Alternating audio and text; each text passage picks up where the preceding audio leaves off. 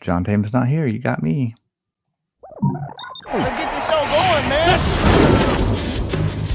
Welcome to the Bleeding Burgundy Podcast, a Washington Commanders podcast for fans by fans, with your hosts, Jesse Martin. The Cowboys are finished, you understand me?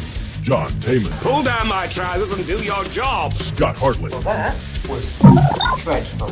And occasionally, Keith Gregg. So many social engagements, so little time. And now, your host.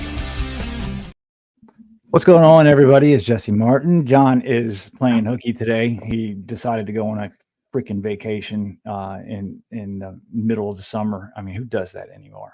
Really? Who freaking does that anymore? It is Friday, lovely Friday. Camp's over with. They are in that 6-week break.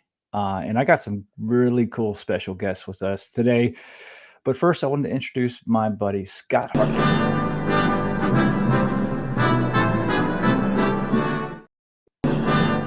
Oh, twice. John does it. John's not the only person that does it. Hey, Scott, how you doing? love it. Yeah, I'm good, thank you, mate. It's great to be on as always with you. All good over this side of the pond. Yeah, can't wait for this episode. Yeah, it's gonna be fantastic. There's so much to talk about. Let me tell you. We're gonna fill an hour. It's easy. Yeah, come on now, Jess. Probably. To my left, at least I think it is. My camera's backward. Is a buddy of mine. It's been a while since he's been on, and it's been a while since I've talked to him because he's not on social media as much as he used to be. But our friend Nate Coleman at Commander Stats, very smart, knowledgeable lad. How you doing, Nate? Hawk Tua, gentlemen, and happy weekend to you. Glad to be on the show and talk some ball with you guys. Right on. And then right below me, the handsome as ever, Tony. I knew you were going there. How you doing, Tony? Doing good, guys. How are you? Great. Thanks for. I deliberately dressed down tonight. I didn't want to, Yeah, I'm wearing Cowboys colors. Scott was getting really uncomfortable with it. Yeah, I was. He's obviously not a fan of a bit of man love. Which is contrary to what I actually heard. The thing is, though, Tony, my eyes aren't painted on, and neither are Jesse's. You know what I mean? He isn't made of wood, so what do you expect? You don't stoke the fire while looking at the mantelpiece, do you? If you've got a good-looking lad, you've got a good-looking lad. That's how it goes. Well, to be fair, Nate's on today. There's two. That's what I'm saying. Nate's on, so I've already conceded top spot, even if I was in it in the first place. So. Nate's like, I'll take 4 of 4. I'm happy with that.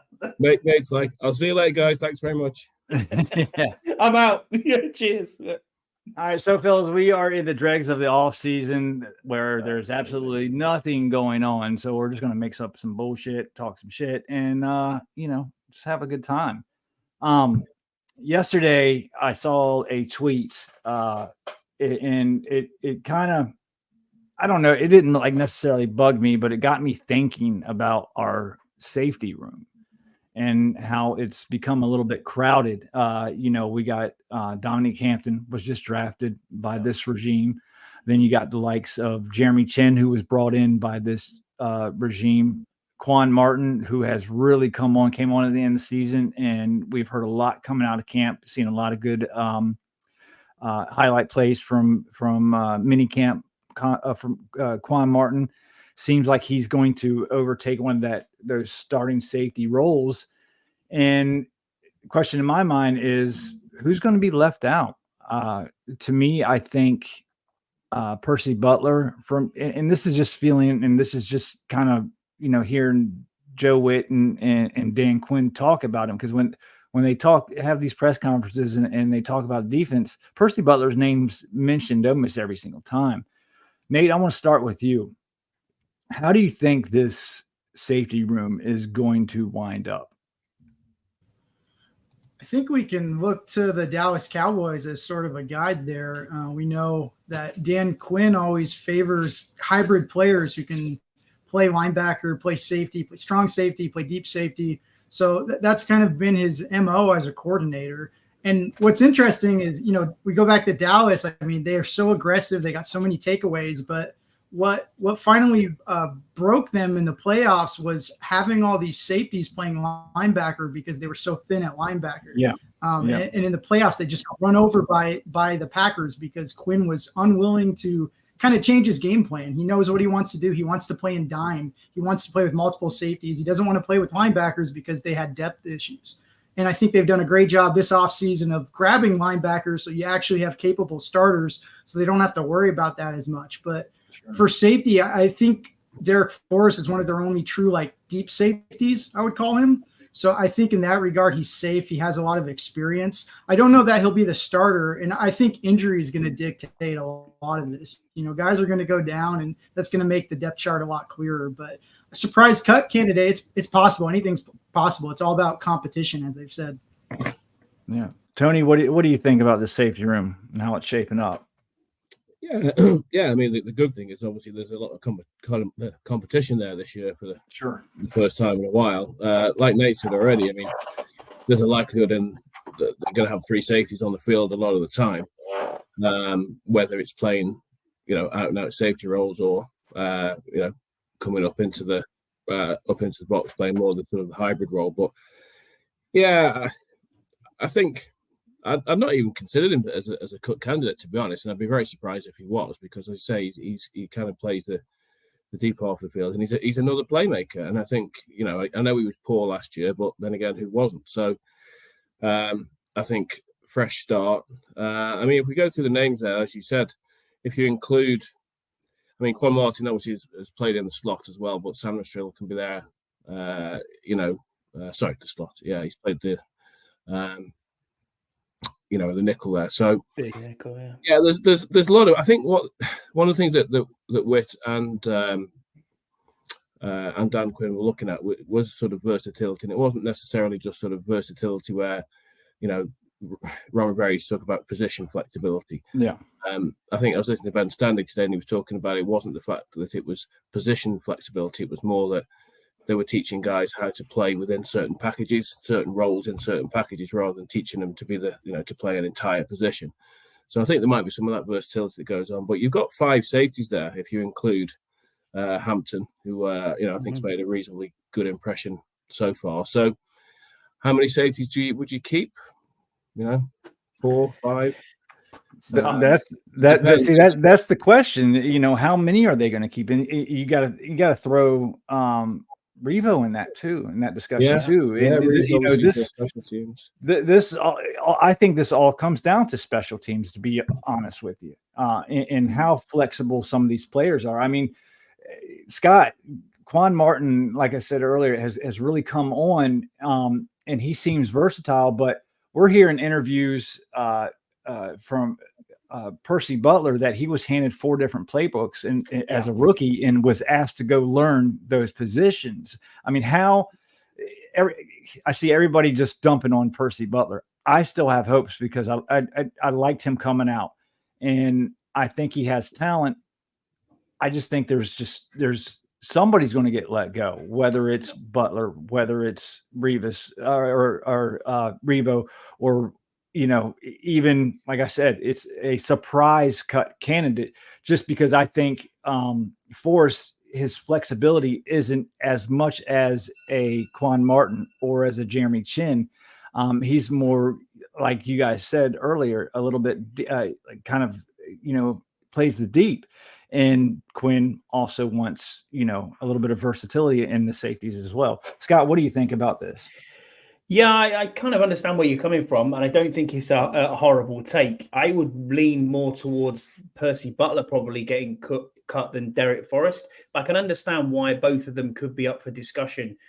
Certainly, Derek Forrest, we can see has made more notable plays when you're watching highlights, when you see things on tape. You can see, hey, in his first season, that's what he came. But you are correct in what you're saying. He didn't have a very good season last year and then ended up injured, which hasn't helped matters. What it is with both you, Nate, and Tony, and even yourself made the point back to the points we had there. We have 5 or 6 players here who are trying to get into potentially 4 roles. So somebody's going to get cut somewhere along the line. I mean, the Tyler Owens, again, I've spoke about him for another weeks. one. Yeah. is another one. Very good, strong safety. They're talking about is it Ben Nickel? Is he the other guy who's kind of on the bottom end of the depth chart? He's been showing up quite a bit in the latest camps as well. So I wouldn't necessarily say they're going to get cut. But will these types of players who have been starters or started games, will they make our practice squad? That's the other question you've got to think to yourself is, are they going to get through waivers?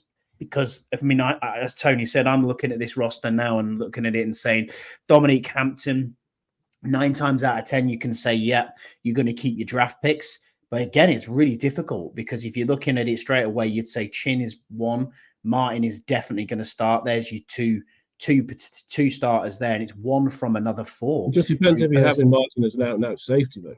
Yeah, well, it seems like he's been playing there. He's been playing the free pretty much all spring long. At least the reports that I'm hearing. I mean, I could be wrong. I'm not there, but it does seem like that he's been at the free, and they have been rotating. I was having a back and forth with Felix.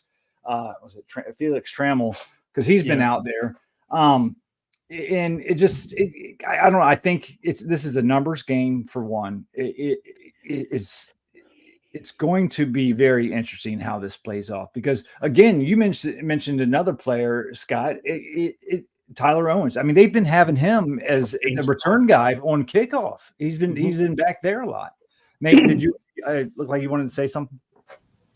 Yeah, I think the elephant in the room is like, I don't know that the casual fan understands this, but like the NFL is going to change a lot next year with these special teams rule changes. Like special teams players are going to be valued a lot more. You're going to see more starters playing on special teams. So a guy like Jeremy Reeves that maybe like he would be the odd man out, probably not the case this year. If he's healthy, he's probably going to make the team because you're going to see a lot more kick returns. You're going to see it flip the field. And I think the NFL is going to adjust to this. I don't think they realize how much of an impact it's going to have, but 2 or 3 weeks into the season, kickoffs are going to be such a huge emphasis for these teams. And it's going to like shift the way we look at personnel in the NFL, I think. Yeah, we've been talking about that for the past couple of weeks. It's an actual play now. I mean, you got to scheme this. You have to scheme this play, and you're going to want your best players out there, period. So obviously you're not going to have every starter out there, but you're going to have some. I totally agree with you on that. I think some way, Jesse, I think some ways when we look at the 53 or the 54 man roster, because we've got the international player as well, it's going to be an interesting however way you look at it, because there's competition on every bit of the ball here. Linebackers gone from the worst positional group to probably the best positional group that we have on our team at the moment. Now, I'm not suggesting before a ball's even been snapped. So weird to hear that. But I'm not suggesting before a ball's been snapped that we're going to go out and there and it's going to be an amazing roster and all this, because I have to take my burgundy specs off and say, right, this is where we are. We were a 4-win team last season. That is it. So you're at the bottom of the barrel already scraping at this point. So the other thing I would think here on these safeties is there's no loyalty from this coaching staff or from the front office. There's nothing. So it doesn't matter that we've seen big plays from Derek Forrest before. We've seen Percy Butler do things or learn 3 or 4 playbooks, as Mitch Tisch has said. There's no loyalties here, and they've got to earn that spot, and it is going to be an interesting competition. I think they keep 5, but it's who of them 5. That's probably the toughest competition, I think, on this team. And that point that you just said, Scott, is kind of where this kind of all comes up. This coaching staff have zero loyalties to these players. I mean, besides like maybe a John Allen and Durant paying the bigger contracts and Terry McLaurin, I mean, anybody else, I think it's pretty much fair game. And if you look at it, and I kind of want to roll into the next topic about us as fans, we like to overrate our players sometimes, and like the social media post that I saw yesterday, I forget who it was. I think it was, he always changes it every year. It's Jaden Daniels MVP. Was talking about Derek Forrest and say how underrated he was, and he can't wait to get back in the field. And I'm here thinking, like, do we really think that some of our players are as good as they actually are? Yeah. The taking coaching these. staff are going to pick Yeah. the guys. They're going to get the guys on the field who fit their system. The Sure. best fit. So, Yeah. and I don't think past performance, there's no loyalty, obviously, because there's no attachment to these guys. There could be any number of bolters. We're talking about the secondary and the safety room here. There could be more bolters than we think. Guys who the average fan may not have heard of, who may make an impression on the coaching staff and fit, maybe not, as a full-time starter, but they may fit a sub-package and they may get game time. So, we need to be aware that some of these guys may surprise both positively and negatively, whether they play or they don't play.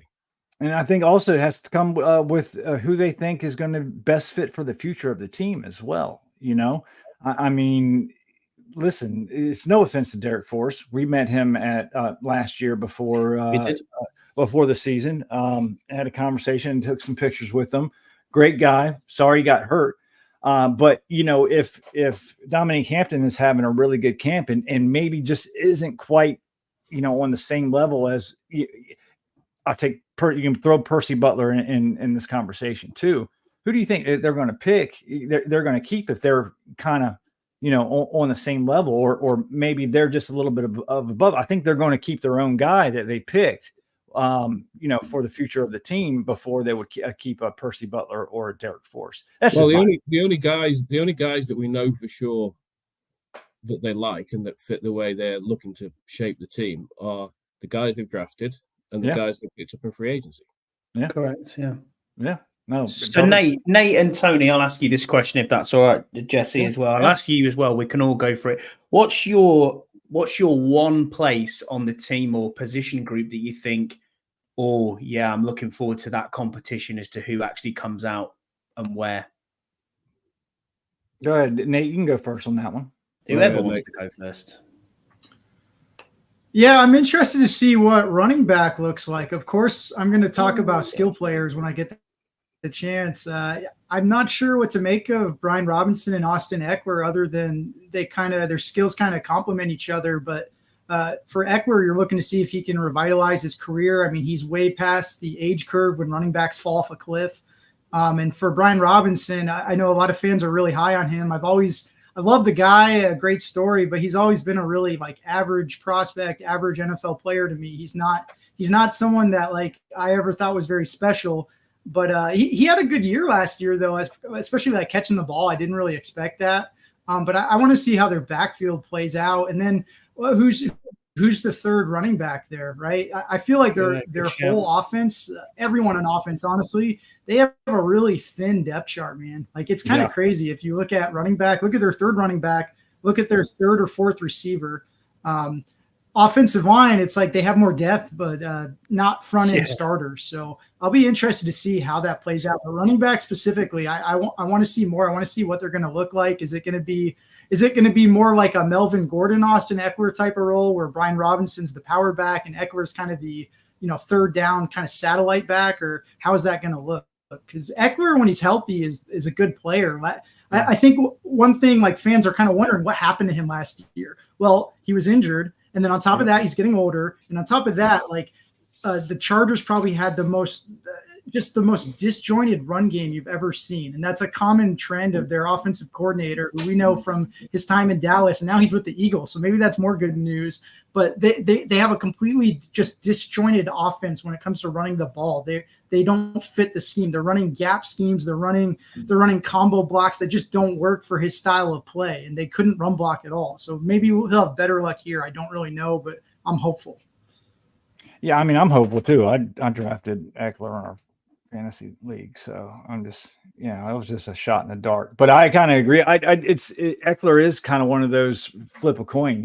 How much is it the age that brought him down last year, and how much was his injury? I think it might be a mix of both. But you're right, Nate. The running back room is a very interesting position group, and a lot of people are talking about the defense right now, but. And we touched on this weeks ago.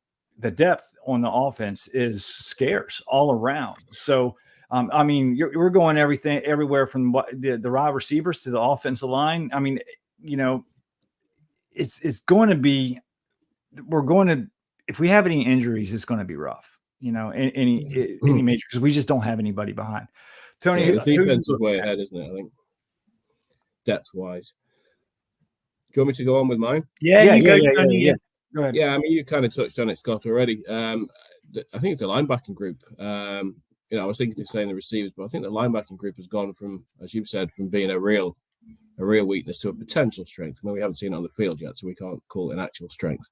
Again, it's how many guys are we going to see on the field?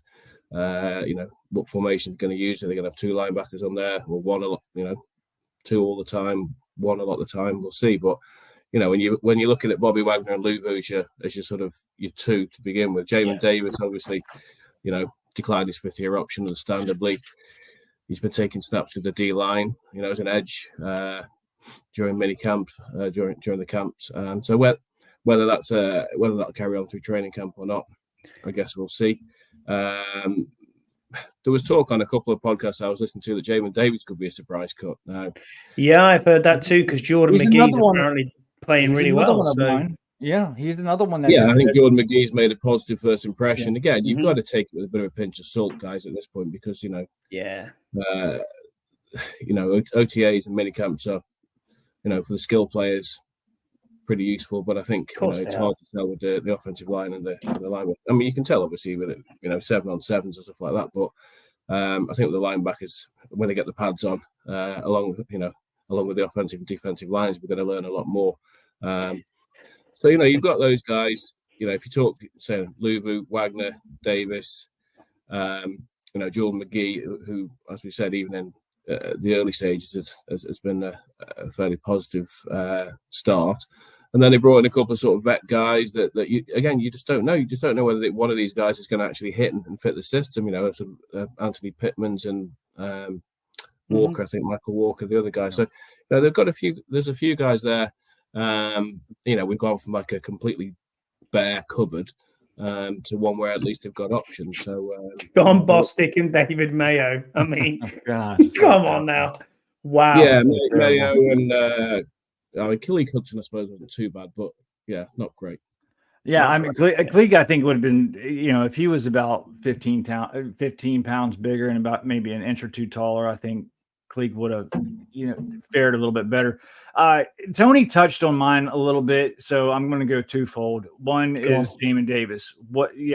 He is very intriguing. What are they going to do with him? How is he going to fit? The few times that we've seen him as a passer or actually go out and rush the passer, he's actually did a very good job under Ron Rivera. But he's just such a liability in coverage. I appreciate Quinn and company. Trying to move him around and see where they could utilize all of his strengths. But the most intriguing position group to me, and not in a good way, is the cornerback room. It's a little scary to be honest with you. I hope and pray. I was a fan of the Forbes draft pick. I really was. I think the coaching staff did him dirty. Left him on the island way too much. I hope Witt and Quinn can get him straight. I really do. I have no faith in Benjamin St. Juice. I don't. As I like to call him, Benjamin St. Toast, because he gets burnt pretty much every play. And then you got Mike Davis. Mike Sanders still is like probably the cornerback I have the most faith in that room right now. Is that sad? Am I wrong for saying that? Nate, how do you feel about that? Yeah, I think everyone loves him. So I totally get the hype. With cornerback and safety in general, like it's the most volatile position in the NFL, defensive back. They have one good year and one bad year and one good year and one bad year. Kendall Fuller was a lot like that. If you look at his numbers, like it's crazy how he's a roller coaster. Has had a great career, but no, I think Forbes kind of fits their scheme. If he does start, if he looks good in training camp, he's an aggressive cornerback that makes plays on the ball. And that's kind of what the Cowboys are looking for. That's what they want. Yeah. That's what they want. And we've seen the Dallas develop cornerbacks at an awesome rate. I mean, they've gotten guys that you didn't expect a lot out of and turned them into Pro Bowlers. So Why can't they do that with Forbes? I think he's small. It's like he's just like a small guy, and he doesn't have that killer instinct like to stop the run. Now, I don't really care about that as much. Like, I'm all about the pass. Like, same thing with linebacker. I need guys in pass coverage. That's what's more important. But if teams know he's a liability out there, they're going to continue to be aggressive with him. And it also affects his ability to press when you're that small. So that's something to think about. I mean, you have some damn good receivers in the NFC East, especially, not the Giants. Well, actually, not true. I mean, now the Giants got Malik Neighbors. They just don't have no one to throw it to. No, Washington fans are going to hate him because this is a guy who's just a yak king. I mean, this guy's going to just torch defenses. So, and then you got A.J. Brown, Devontae Smith, and C.D. Lamb. So it's going to be fun. But I like Forbes. I mean, he couldn't have had a worse season. So if you think about it, he can only go up unless he doesn't play. And then we're just shit out of luck, I guess. Yeah, they're trying to find a way to cover him a little bit on the run defense. But I mean, Deion Sanders never made a tackle in his life, and I don't think I'm overly concerned. I appreciate the game's moved on from there as well, but from where he got left on an island in whatever week it was with AJ Brown, it just went downhill from there. I don't think the coaches have did him any favors. And the thing about it, Tony, to that game, it's not like he was like so out of position. He just got out muscled by one of the best receivers in the entire game. I didn't see a whole lot of broken coverages from Forbes.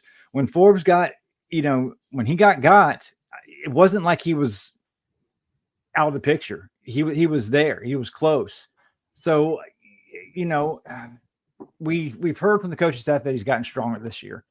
Doesn't look like it, but he still looks like he's got pretzels for legs. I guess you can't really help that. We were hoping, everybody was hoping he'd come in, about 10 pounds bigger. Some people just can't, gain weight like that. And that's understandable, but he does. We were on the podcast, me and Scott. Scott was pissed off. We were doing a live show during the draft. Yeah, I was. And Scott was pissed because Gonzalez was still on the board, and the majority of the fan base wanted Gonzalez too. Me, I was a Forbes fan. I was a Forbes fan. I had the same mindset as what the regime was thinking. And hey, we need somebody to get some turnovers, and that's what he can do. I mean, hell, they're putting Forbes back there at kick return just to try him out because he was so good with the ball in his hand. After in college, running back, he had 6, returns for touchdowns. Yeah. So, it's a wait and see type of thing with that kid, but Forbes had the same when he was returning 6 interceptions for scores in his final season at college. So, they've just got to build him back up. I think, do we all agree? This is an interesting question. I know you guys, Scott, you and Scout had asked about this a couple weeks ago on your podcast. Benjamin St. Juice, is he cornerback 1? I believe he is right now. No, not for me. No, I think Mike Davis is. Honestly, I genuinely believe that Mike Davis is CB1 right now. I think Benjamin St. Juice on the depth chart is probably going to be CB1. But then, where does Forbes? Is Forbes out there as an outside corner starter? When I mean CB1 is like covering the biggest receiver, best receiver. That's what I mean. Then I don't know. I think Mike Davis. I just think Benjamin St. Juice is a liability. The only thing with Mike Davis, and I know he's signed as a free agent, so they obviously like him, is again we're kind of pissing in the wind a little bit because we don't know where they're going to be playing and how it's going to fit in. There's one wild card that's in that room, and I suppose he's an ex-Cowboy, so I can't say his name very well. What Igbenahane? Noah. Came from the so he's a former first round pick. Former first round pick. He's had a few issues, but Witt and Quinn know him. Is he the kind of guy that fits into what they want to do? As Nate said, they've had a knack of pulling incredible performances out of seemingly fairly limited talent. So if they can do it again, then it doesn't matter whether it's St. Juice, Igbenahane, Forbes, Davis, Quan Martin, Sanders, whoever. Yeah, Nate, what do you think about who's going to be the cornerback tasked with the number 1 receiver? I don't think they're gonna shadow receivers too much. That's kind of my take, but I don't think they have like a cornerback one. Just looking at the depth chart, like they don't really have, they don't even know. So that's kind of scary. But I think the star cornerback that you're going to see come out of this is probably at the slot position, the slot cornerback, whether it's like the safeties they pick or maybe your boy from Michigan that everyone's talking about, maybe him someday. Yeah. But I think the star player is going to be in the slot, and that's going to be important for slowing down guys like CeeDee Lamb and guys like that who play in the slot more often. But yeah, they don't have a cornerback one right now, so definitely not St. Juice. I mean, I don't understand the love for him. Like, he has the great measurables, but he's not fast. He has a good tackler. He doesn't force turnovers. He commits a ton of penalties. He's had 2 interceptions in 3 or 4 years. He's 4 years. Right. Yeah. And they had to move him around, not because he's so versatile, because they can't find the right position for him. So a lot of times when you hear about players switching positions, it's not a good thing. You hear about wide receivers that go to tight end, and every fan is telling me that he's gonna make it as a tight end, like Hakeem Butler or whoever you're talking about. It usually doesn't work out. So I think St. Juice will make the team. Maybe he'll be a starter early on, but I could see him getting benched. Yeah, I agree. I think the caveat to all of this, though, is the new coaching staff and what they can do, because what we saw, especially the past 4 years, it wasn't good. I mean, we had a really good defensive year from Jack Del Rio, and then we go and have 2 really bad ones. It kind of flipped. It was really weird how that happened. But the cornerbacks have never really been all that good in all 4 years of the old regime. And Quinn and Witt has a track record, like we've said, has a track record of making something out of seemingly nothing. So I'm going to cross my fingers, but that's the position that probably worries me the most out of the entire team as a whole. I mean, I know a lot of people still say offensive line. I still think they've done enough to, in the 1 year that they've been here for the offensive line. Did we go out and get that stalwart left tackle? No, wasn't available. Couldn't do it. Couldn't pull it off. I don't think we should hold it against them, but I would like to have seen a little bit more at the cornerback position. I think for me, my positions that I'm most intrigued to see is tight end, as to what we do at tight end. And we've talked about that a little bit ad nauseum. And then how you're going to get 8 defensive ends. And if you're adding Jamin Davis into the mix as a stand-up end, how you're getting 9 into what you're supposed to be there. There's people out there like F.A. Obada I'm worried for to get on this. KJ Henry, again, what's he going to do in the second season? The good thing about Obada is he plays tackle as well, too. Yeah, he does. But then when you look at the tackle side again, you've still got Phil Mathis and you've got Ridgeway, as backups. Then Johnny Newton into the mix as well. Then you add in Payne and Allen. That's 5 straight away. Are you taking 5 DTs? Well, Mathis has done absolutely nothing in 2 seasons. Admittedly, he will be a cut for me, Tony. Mathis could be a contender for a surprise cut now. Yeah, I'm not sure if that would be so much of a surprise. What do you pick? But not by this regime, and he just hasn't done nothing. He's shown little to nothing so far. That's why I think Cole Turner goes as well at tight end room. Unfortunately, I just don't think he's shown enough. If you're a healthy scratch under the previous regime, when you can't get anything going with the last 3 games, and you're a complete healthy scratch, there's something not quite right there. And I'm not here to blast athletes or say, Christ, I'm not athletic at all in any way, shape or form, unless you put a rugby ball in my hand where I can try and hold my own. But, in this respect, this guy, the professional athletes, they're top of their game, and we're splitting hairs here. But I don't think Cole Turner's going to make it. I really don't. Especially with Yankov, who's come out as well, has had a really good camp so far. So that tight end room is going to be ridiculous. What's Amani Rogers like this year going in? And then we've obviously got draft pick, and then we've got we've got Zach Ertz as well if he can stay healthy. So it's going to be tough. You've got Stennett, Ertz, and Bates who are pretty much nailed on. Yeah, they are absolutely. The other 2. The questions start after that, and to me, even though Rodgers has been hurt, I think I would take Rodgers over Cole Turner.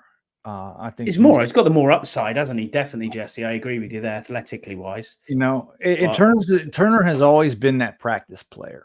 You know, he shows off in practice and then just disappears in games. You know, and who knows the reasons? We rarely saw Ron and company put Turner on the field, and then he had a couple injuries, got a concussion, I think, and was it a hamstring injury or at some point in time. But who knows? There's so many questions on that offense as to the depth of the different positions groups that, I think we're going to have to wait to midway through training camp to start getting some answers, I guess. I would like to take a break and thank everybody in the chat. Michael, appreciate you being with us. Deluxe, Scal, Sandy, Brian, you guys are here every week, chit chatting. We appreciate you being here and keep it coming, man. Keep it coming. We'll try to get some of your comments because I'm hosting. I can't get there. I can't pull everything up because I'm paying attention to other things because John decided to take a week off. Freaking slacker. To say about the receivers, Yankoff, dude. I want Yankoff to make the team. I want the freaking jersey. Period. Yeah, you want that, don't you? Sorry, Tony. Go ahead, mate. I think just we were talking about position groups. I know we're going to want to move on, but there's an assumption been made in a lot of stuff that I've seen and read that the receiver room is strong. I'm not convinced by that at all. I mean, I'm glad you brought that up. Terry is probably not an out and out one. He's a 1A. Dotson, for whatever reason, was extremely disappointing last year. I know that Nate's got his concerns about Dotson anyway. McCaffrey obviously is drafted this year, so they're going to invest quite a bit in him. But outside of that, there's Zacchaeus, journeyman. Diami Brown's never really shown much. So this idea that the receiver room, I've seen this. Jaden Daniels is in a good spot because he's got good skill players around him. I'm thinking, really? Before I let Nate jump on this is exactly why. If Brandon Ayuk were to be available, I don't think he's going to be. I think San Francisco is going to end up signing him. You make that phone call. You talk. Adam Peters has a good relationship with the guys over in San Francisco. Make the phone call. And so many people were so against this. It doesn't make a whole lot of sense to me. We are in such a good spot with our cap that we would be able to handle that with no problem. I mean, we got a rookie quarterback on a rookie contract. We're going to have $100 and some odd million in cap space next year. We have $40 million in cap space left over this year. I mean, there's no reason why we could not do it. If he'd be available, and I know people that one excuse is, well, wide receivers come out every year. Wide receiver, with the new 7-on-7s now upbringing, there's a lot of good. Yeah, but sometimes they don't work out. Brandon Ayuk is a proven number one receiver, and he's better than Terry McLaurin. I don't care what anybody says. He's better than Terry McLaurin. 100%. Go ahead, Nate.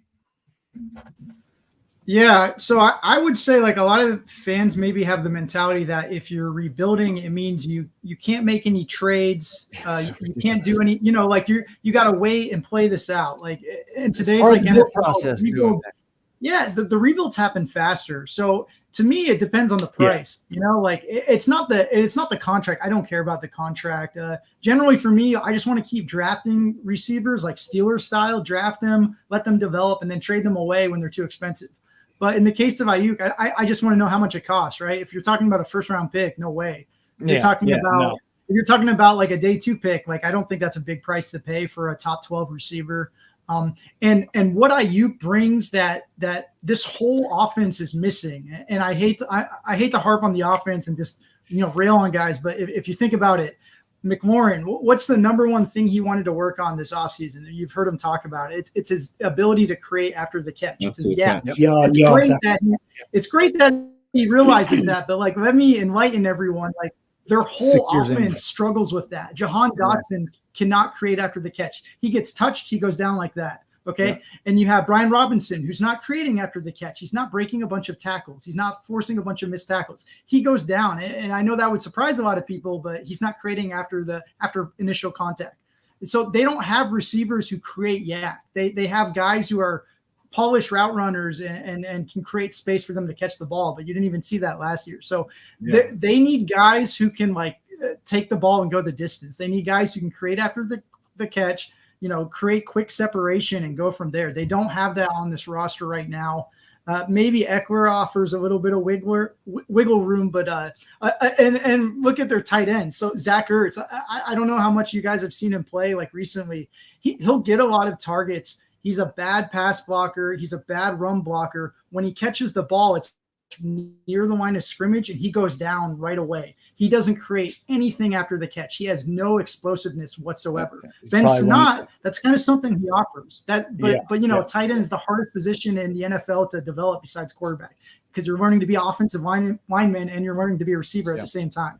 But they don't have that yak ability right now.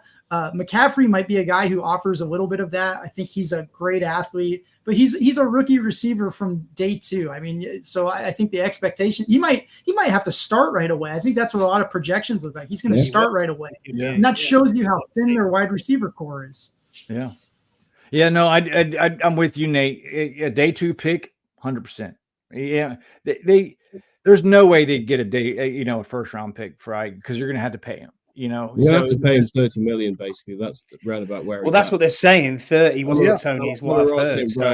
St. Brian was up about 30, so it's going to be somewhere 28 to 30 million. Yeah, I think when you look at St. Brown's contract, if you took that as that is what the go-to is. I think over the 3 years it works out initially around about 26, and then the 4th year is where it gets ridiculously big. And I think you can use it that way if you're sensible with the cap. If we've got people who are out there doing that, you can probably make it less so next year and then a bit more and a bit more moving forward, where it's 24, 26, something like that. There's always ways to finesse a contract, but he's wanting to see that on paper. It's guaranteed money. When you're looking at it, it's probably going to be in the 30s, isn't it? Is where he's wanting to be. Yeah. And Terry's only under contract for 1 more year. So and listen, as much as we all love Terry McLaurin, love him to death. Glad he's in this franchise. I was hoping he'd wait for marriage, so when my daughter came of age, so I could hand her away to him. But it just didn't work out like that. I love Terry, but he is barely a top 20 receiver. We're talking about Ayuk as a true top 10 receiver. Everything that Nate said, he's a maniac on the field. Mm-hmm. I know Scotty's mad because he loves Terry McLaurin. He thinks he's elite. Yeah, but you're absolutely correct, and I think it's brilliant that you're actually one of the fans who's out there saying he is probably 15th at very best when you look at the whole wide receiver core, and you haven't even factored in any of this rookie class who've come out. Neighbors, you've got Thomas, you've got. And we got to remember, he's getting older too, guys. He's Adunze's out there as well as a new one who's probably going to make waves. And you think to yourself, Terry is getting older as well too. And all these, like you said, Scott, all these other receivers coming out. I mean, we really got to stop wearing our, take our burgundy colored glasses off for a little bit, And back to your point though, that's probably why we're not getting these top 100 players, because they're not top 100 players. That's what I mean. They're not. I think just to Nate's point there about the rebuild, they're obviously looking beyond 2024, and that's right. And they've been patient, and they've been praised for being patient in their approach to free agency, not throwing away money. And the cap situation is very healthy, but I don't think there is anything to say that if the opportunity to bring in a top player presents itself, that just because you're rebuilding and you're not contending this year necessarily, that you shouldn't, at some point, whether it's this year or next year, you've actually got to bring in some dudes, some players who are going to make a difference. And if the opportunity presents itself now, and the price is right, then do it. Yeah, that's what I'm saying. For some people, it's like they're afraid to spend the cap. That's what it's there for. We got to spend it on somebody. So why not spend it on elite players? Yeah, for what it's worth, I think there's a lot of posturing. I think with Ayuk at the moment, it's just posturing for Sure, I believe that too. I don't think it happens, but I think he'd have been traded if he was going to be traded. He'd have been traded probably at the draft or before the draft. But I don't know. I think this whole Jaden Daniels Instagram thing yesterday was all kind of, it's all part of the game. Sure. You'll probably find that come just before training camp, Ayuk signs a new contract for about. I was just surprised about how many people, so many people were against it. That's the bit that gets me, Jesse, as well. I mean, if you look at it, I mean, are you going to get a better receiver for a day two for a second round pick? You're not. He's got 1,300 yards last year, and he's still young. In a team that's got Kittle, what is he? CMC, 24, 25, Debo. Like I mean, it's 26. ridiculous. He's about 3 years younger than Terry. So the age gap. But I said it in the chat before. Terry was everything this franchise needed. He was everything we needed. He's an absolute dog out there. He gives you everything that you want. He works hard. He shows you. He's a model professional on and off the field. Doesn't talk shit, despite having how many quarterbacks is it now? 8, 9, something like that we've given him over the years, and he's still produced every year 1,000-yard seasons. Apart from I think it was year 1, or was it? He was. This isn't a poo-poo on Terry type of thing. No, not at all. But he is not. But you are correct, Jesse. He is not a top 15 receiver. That is absolute fact. Yeah. I'm sorry to say. That being said, I think this is his career year right here. I think you're going to see him have a top 12 season this year. I agree. Finish as wide receiver 12 or 13 or something like that. This is going to be a career year. And there's guys like Allen Robinson. There's guys like DJ Moore who just get stuck in bad situations. They're good players. So he's been waiting for the opportunity to have. Yeah, I mean, you have an accurate quarterback for once who's supposed to be really legit. So let's see what happens. But I think you're going to see an awesome year from him, and it's going to solidify him like where he belongs. Everyone knows how good he is, but the situation he's in. He can't help the quarterbacks he plays with. That's why I picked him in our Dynasty League, Nate, this year. I pretty much figured he's going to explode this year. Yeah, I mean, I think I agree. It wasn't because you're a fan.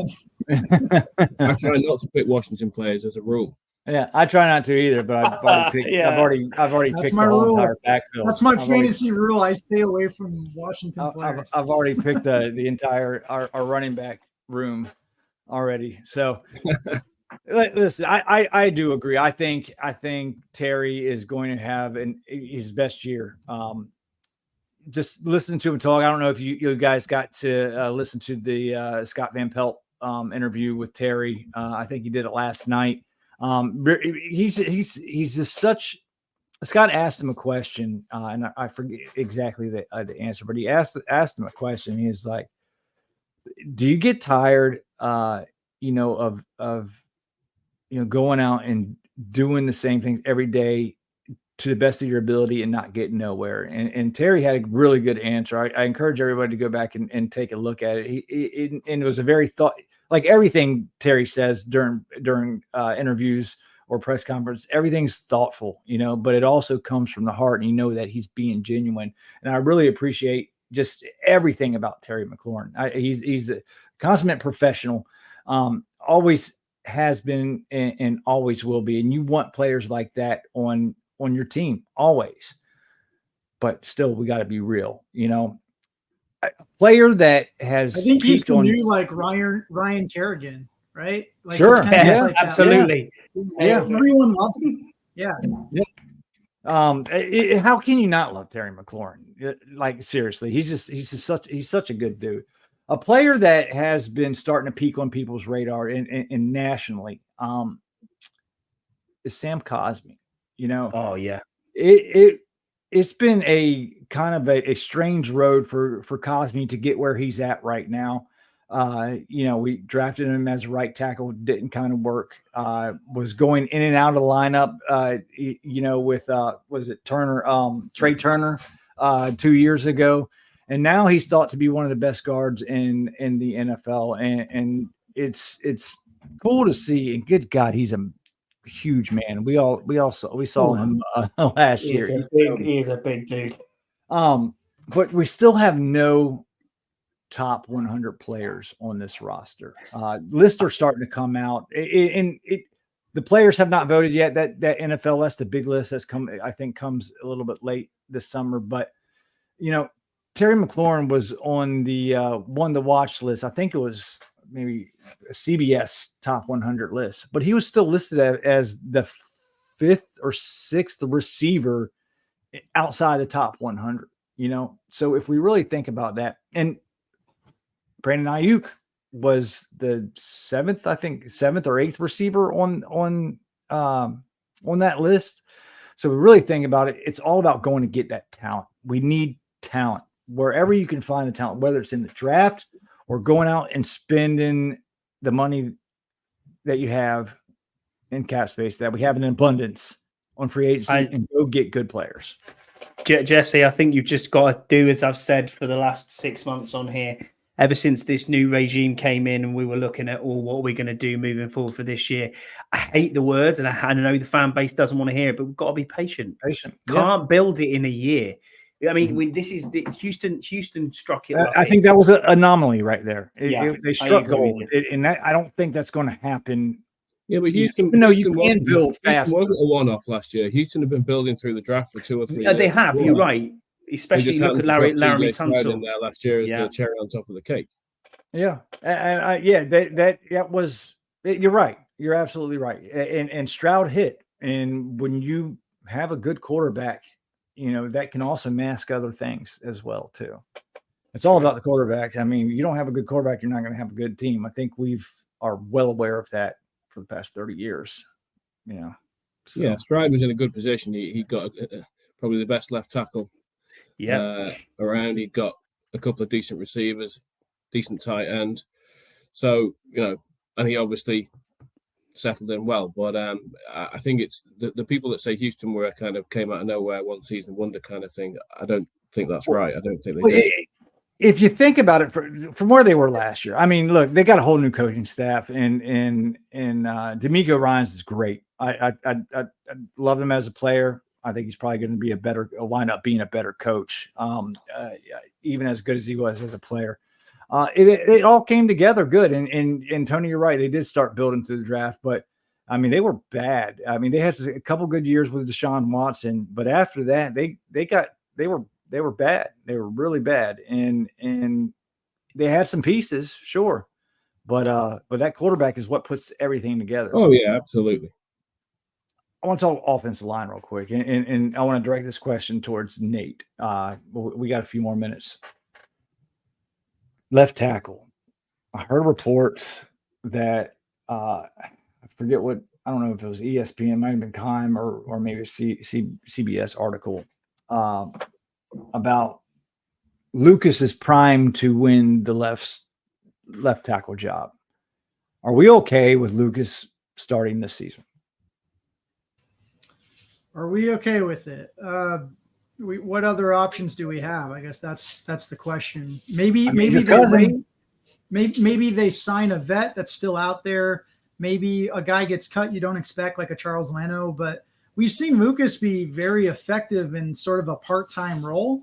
It's kind of funny though. Like throughout this roster, there's a lot of guys like that are going to be pushed into being starters. They've been effective as like pinch hitters, but playing a full allotment of snaps, they've kind of struggled. You see that at edge. You see that on the offensive line as well. So it'll be interesting to see what happens with Lucas, because the more pass snaps he gets, usually like the efficiency kind of dips. And it's the same for pass rushers. That's why John Allen and Jerome Payne didn't have good years. They played so much and they were constantly playing from behind. It's hard to be a productive pass rusher like that. But offensive line is going to be a liability, and the best way to mask it for us, you're not really going to add a lot of talent, more than likely. Like there's a few things you could do, but it's going to be on the quarterback. I hate to say it, like sacks are a quarterback stat. They own it for the most part. The quarterback is going to have to mitigate a lot of that. And Jalen Daniels is someone who he takes a lot of sacks, at least in college he did, but he's also a guy who can avoid a lot of snaps. He's really good under pressure. He's good at moving in the pocket.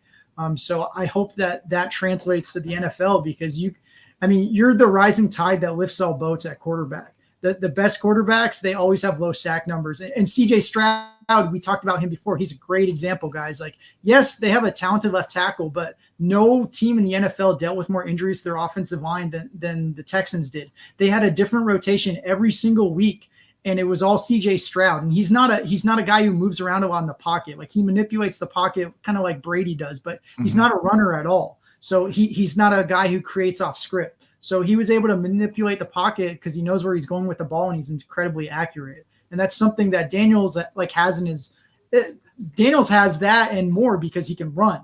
Yeah.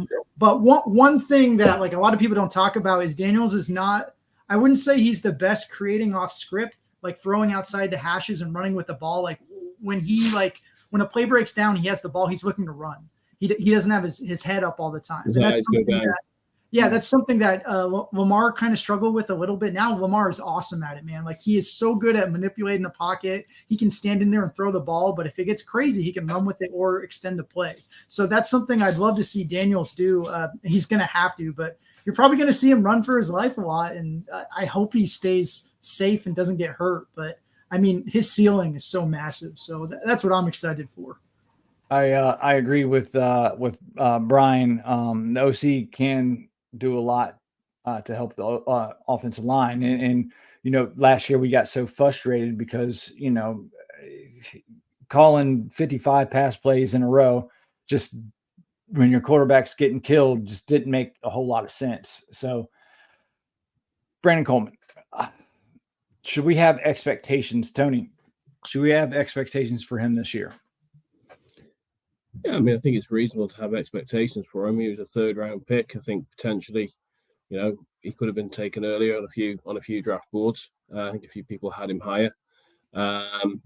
Again, it's difficult to tell too much so far because of the nature of the first part of the offseason. But I think the reports have been that he's looked quick, he's looked athletic, his foot movement's been good. Now, that's before a single pad's been done. So, I mean, that could be completely false dawn, but they seem to like him and they seem to think he can play a left tackle, and that's why they drafted him where they did. So I don't think it's unreasonable. I think we have to measure those expectations, and whether Lucas may start the season, Coleman may come in, at some point in the first half or whenever, during the season. So I think we have to have. A certain amount of faith in the guys picking the players, knowing the types of players that they're after. So yeah, look, I'm at the stage with the guys at the minute where if they think he can do it, then I'm not going to argue with them at this point. He's a big guy, he's an athletic guy, so I think he's got a chance. Scott, going off what Nate was saying about Lucas, and we've talked about this multiple times about Lucas. Nate, you're right.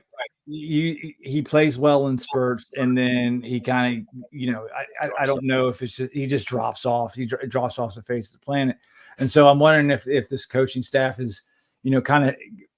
They've watched the film. They've seen what we've seen too. Lucas can play in good spots, and I think he's the perfect swing tackle, for this team. I just don't want to see him play all year long. I think that's, it's not going to be pretty. Can Coleman be our future left tackle? Yes, I think he can be, and I think Lucas will get you 4 games, probably no problem. Thereafter, as you said, we're struggling a little bit. I mean, look at when he came in for relief from Charles Leno last year. He didn't put a foot wrong in that game. He literally did not put a foot wrong. He was PFF's highest graded tackle for that week, and he was for several weeks thereafter as well. Just off that one performance, didn't give up a sack, didn't give up even anything, a pressure, nothing. And you think, well, that is a fantastic game, and the game was either called that way or everything went in place for him. I do think, as you said, Jesse, he's a very good swing tackle for us. Don't be surprised if someone like Trent Scott starts at left tackle. You know what I mean? It's not a massive depth piece here, and I'm not saying I'm an offensive line guru because I'm really not.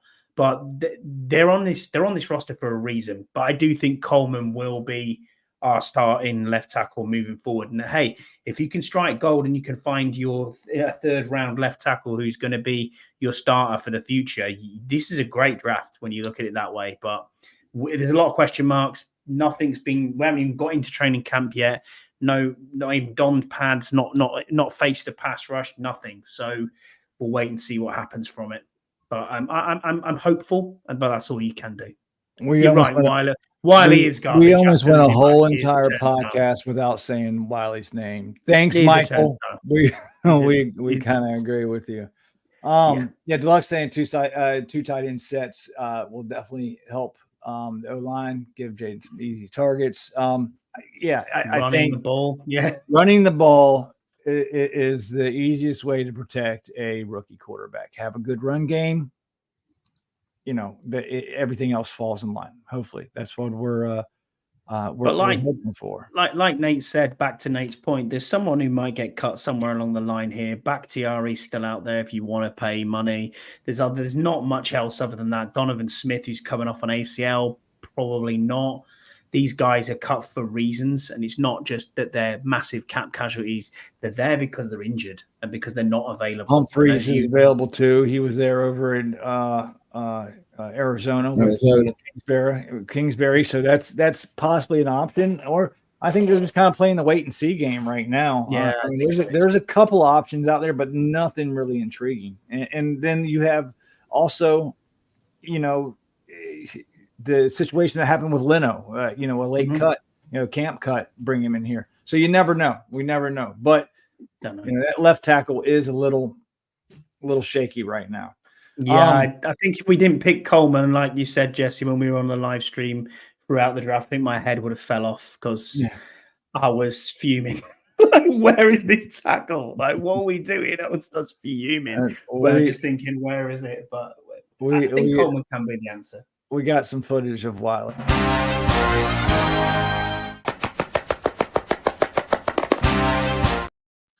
Yeah, there we go.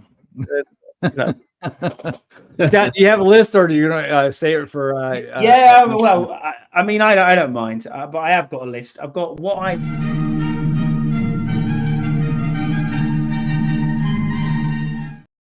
Yeah.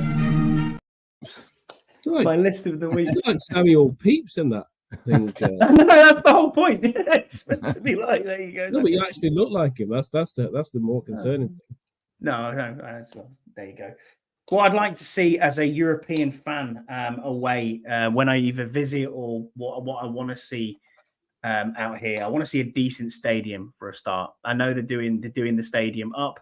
I know there's more money going into it. I've enjoyed last 2 times I've been to FedEx.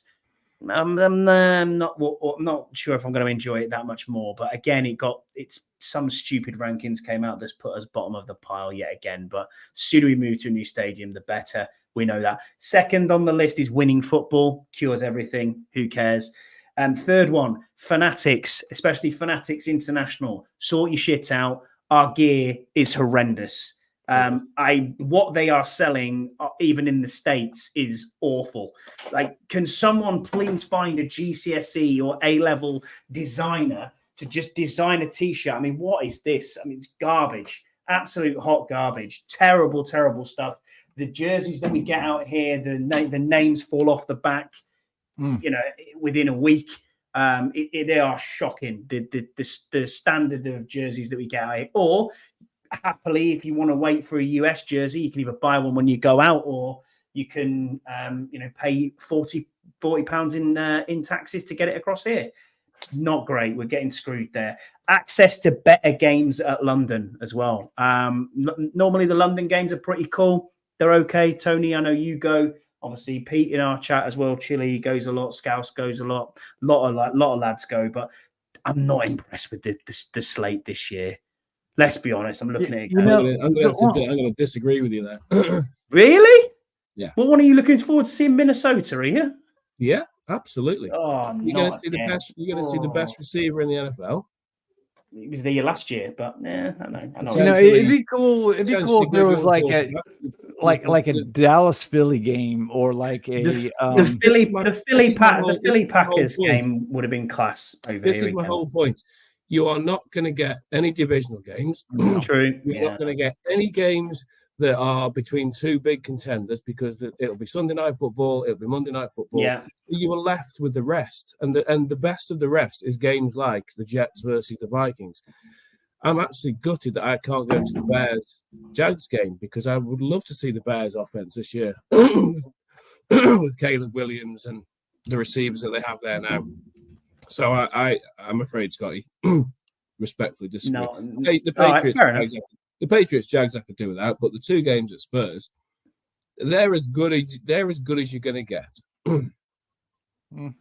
Hey, I think you guys across the pond need to take the same approach that I take when I go to FedEx Field. Now, I don't go there to watch our home team because they're so bad every time I've gone. What I do is I focus on the star players that Tony talked about in the other teams. Like 2 years ago, before I got deployed for a year, the last time I got to go to 4 games. I chose them by the opposite quarterback that was playing. I wanted to see Mahomes. I wanted to see Justin Herbert. I wanted to see Dak Prescott. I wanted to see Russell Wilson. So I went to those games because they're incredibly cheap and I can go watch those great players play. I wish they were on my team, but they're not.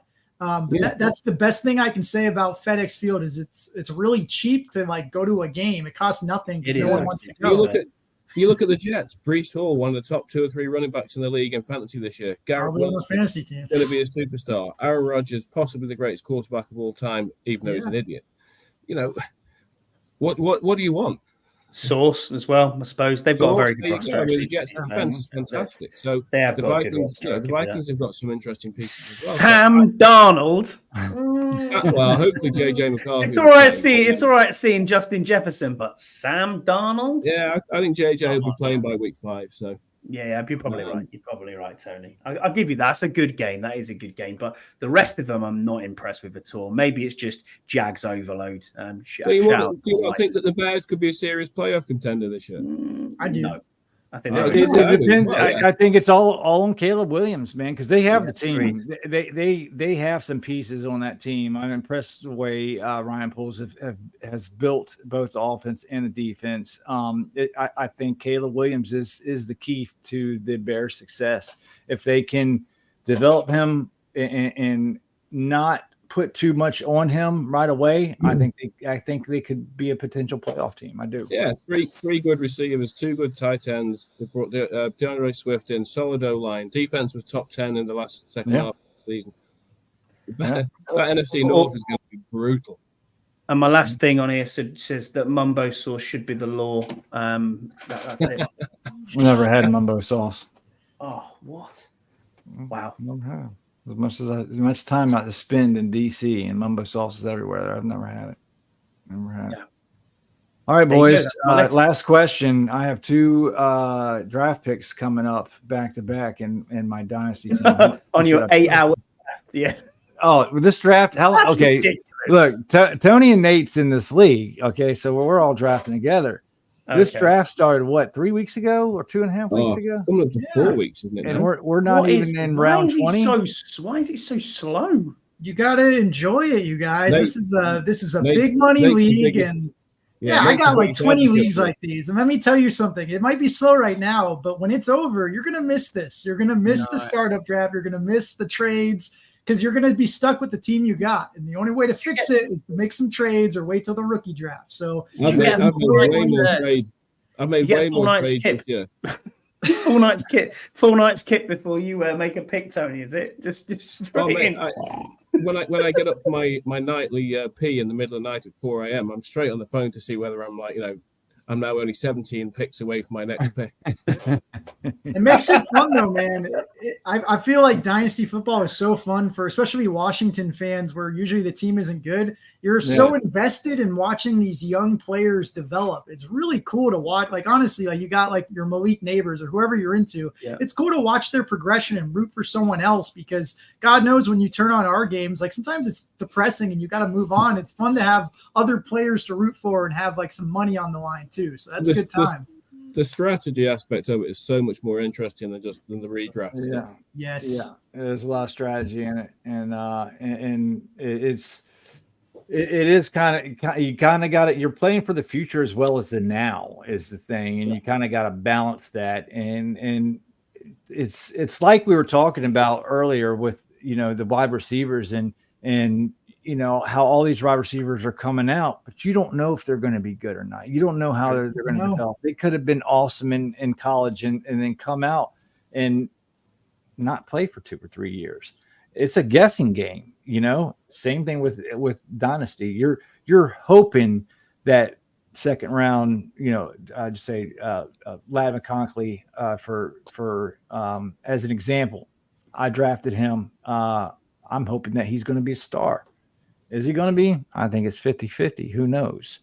But it's where did he go in the end, Ladd McConkey? The Chargers, yeah. Chargers. Who are you taking next, Jesse? Who's on your list? I'm still debating. You know, I got 2 back-to-back. Oh, it's not that secret, man. These guys are probably like miles away. I've got some ideas. I was looking at what tight ends are left, so I knew need to get one more tight end. He doesn't want to give away the secret sauce, that mumbo sauce, because he knows that me and Tony are sharks, and we're going to try to get a Tony. Let me tell you, know who he likes. Tony has sniped me 4 times. Okay, he for some reason has gotten either the pick in front of me because you know how the draft is set up. I had the first overall pick. Okay, and then it goes. It's a snake draft. So then I had to wait all the way till the end of round 2 to get pick 212, and then I got 301. So I have to wait a month almost before it's the next time that I pick. And I'm conflicted here because like I have Jesse's first round pick next year. So like part of me, Jesse's my friend and I want him to do well. But the other part of me is like, Jesse, if you suck, it's going to help my team so much. Yeah, massively. I'm going to end up with the next Caleb Williams, and it's going to be thanks to you. Yeah, Nate's kind of advised me kindly on strategy over the last 2 or 3 years, but I think probably getting to a stage now where I daren't ask you anymore because you're probably going to turn around and say, man, if you've not learned by now, it's time to just pack it in. Nah, man, we're all Adam Peters.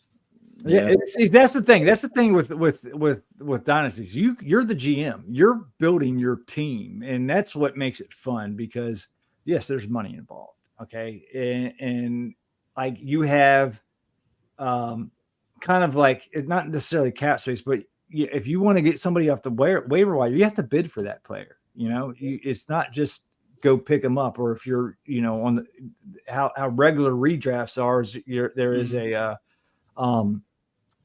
you know, a waiver line for it, and you know, if somebody else wants that player, it's whoever bids the most money for it. And there's some pretty brutal guys in our league as well, by the sounds of it. It amazes you guys probably how much we know these skill positions for every team. I mean, I can name 12 skill players on every team, probably more than that. Like it's sick. Wow. And I'm just one guy. The other guys in the league are the same way. Like you think you know Washington really well? No, like they know Zacchaeus. They know like Demarius Byrd or some random receivers that you've never heard of. I was so pissed. I was so pissed when Luke McCaffrey fucking went off the board because he's not a sleeper to us. We're sharks, man. So I think like around like 20, like round 27 might be a little bit difficult for me, but I still. How many rounds have you got? All gonna bust that's like over 300 players. Yeah. We're in the 15th. We're in the 15th round now. I think out of 30. Hey, there's always a Puka. There's always a Gabriel Davis or a James Robinson or a Philip Lindsay. I drafted Puka. Sometimes those picks what matter, man. It's kind of crazy. I know. It's fun. No tight ends left now. No, Scotty's like there's a couple, but they're really bad. There's a couple starting. I do play fantasy, but I don't play dynasty fantasy. I might do in the future, but my word, we'll get you. I'm a fantasy guru for the first I've actually won the season itself, and then it just gets to the playoffs and just dies, and I'm like, oh, brilliant, cheers. That's exited first round every player. Dynasty is all year round type of thing because you know you. Sorry, Tony. You have to make different. You know, you got to trade with people, or in how you build your team. You got to kind of work the system, and it's pretty fun. Pretty fun. I'd highly advise it. But I think that's going to be it, fellas. Unless anybody else got any other topics. No, we hit them all. Thanks, Nate, for being on with us. It's great to see you again after nearly 2 years. Tony, obviously, I will see you in September, mate. And I can't wait to chop up with you again. And Jessy. In September, hopefully. Yeah. Nate, work. I know we know you're not on social media a whole lot anymore, but you have been popping in there here and there. So tell everybody in the chat where they can find you at. Yeah. You can find me on Twitter. I don't really comment on stuff. I'll get on there every once in a while to see what fans are bitching about. But you can catch me at Commander Stats. I'll probably catch up with you guys week 2 of the Giants game. Yeah, so that'll be good. catch me at some bars, have a few beers, have a good time. So have a good one. Sounds good. And Tony, you got anything in the works at Full Press coverage? Going to start looking at the as we ramp up to training camp. Might look at a few position battles. Getting some ideas from this actually as well for things like surprise cuts and stuff like that. So we'll hopefully get a couple of articles out there over the summer. Cool. And you can find me at Jesse's24 and Scotty at ScottyH84. Until next time, where's our there we go. Our music in.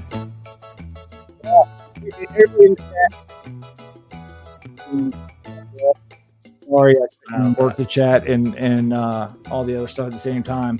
But we'll read more comics next week, and hopefully John is back to take over the reins because I suck as host. See ya.